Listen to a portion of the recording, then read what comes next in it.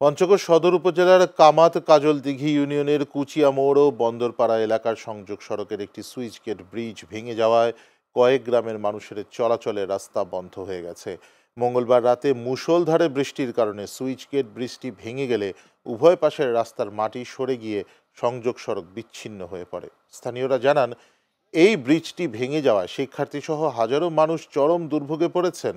এই রাস্তা ছাড়া অন্য কোনো বিকল্প পথ নেই। বিকল্প পথ যেতে হলে কমপক্ষে 10 থেকে 15 কিলোমিটার রাস্তা ঘুরে শহরে যেতে হবে। ফলে রাতে রোগী, কৃষিপণ্য বাজারজাতকরণ এবং শিক্ষার্থীদের যাতায়াতে চরম ভোগান্তি পোহাতে হবে। এদিকে ব্রিজের দুই পাশে থাকা 4টি দোকানও পানির তীব্র স্রোতে ভেসে গেছে। এলজিইডি নির্বাহী প্রকৌশলী জানান, বিষয়টি ঊর্ধ্বতন কর্তৃপক্ষকে অবগত করা হয়েছে।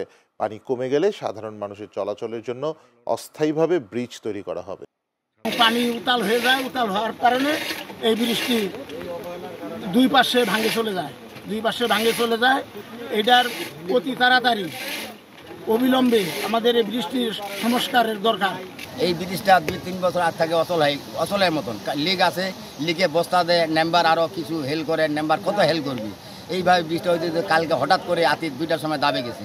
এখন 5-6টা গ্রামের লোক এত অসুবিধা হয়ে গেছে, জেলা লোক এইদিকে আসে ওদিকে যাইতে পারে না, ওদিকের লোক এইদিকে আসতে পারে না। আগে খুঁড়ছিল, এই খুঁড়ার কারণে সম্পূর্ণ বালা নদীতে চলে গেছে।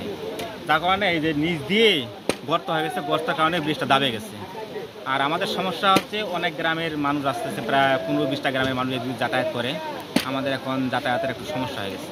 নদী খনন করা হয়েছিল অনেকদিন আগে, 1-1.5 বছর আগে নদী খনন করার কারণে এই সমস্যাটা হয়েছে আমাদের। এখন আমাদের চলাচল বন্ধ এবং এখানে সাইডে 4টা দোকান ছিল, দোকানগুলো ভাঙ্গে নদীতে পড়ে গেছে, মালটাল কেউ নিতে পারে নাই, বহু টাকার ক্ষয়ক্ষতি হয়েছে। কালকে খুব গতিবেগ বৃষ্টির কারণে 2 সাইড ভোসরে চলে গেছে এবং ব্রিজ নিচে দাবে গেছে। এখন আমরাও একজন ভ্যান চালক, আমরাও যাতায়াত করি, কিন্তু আমরা যাওয়ার মতো অক্ষম, আমরা যাইতে পারি না।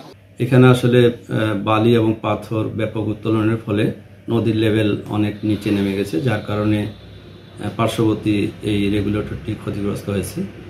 জনগণের কথা বিবেচনা করে আমি আমার ঊর্ধ্বতন কর্তৃপক্ষের সাথে আলোচনা ক্রমে জনগণের পারাপারের দ্রুত ব্যবস্থা করা, সেই সাথে ওখানে নতুন স্ট্রাকচার নির্মাণের প্রয়োজনীয় ব্যবস্থা নেব।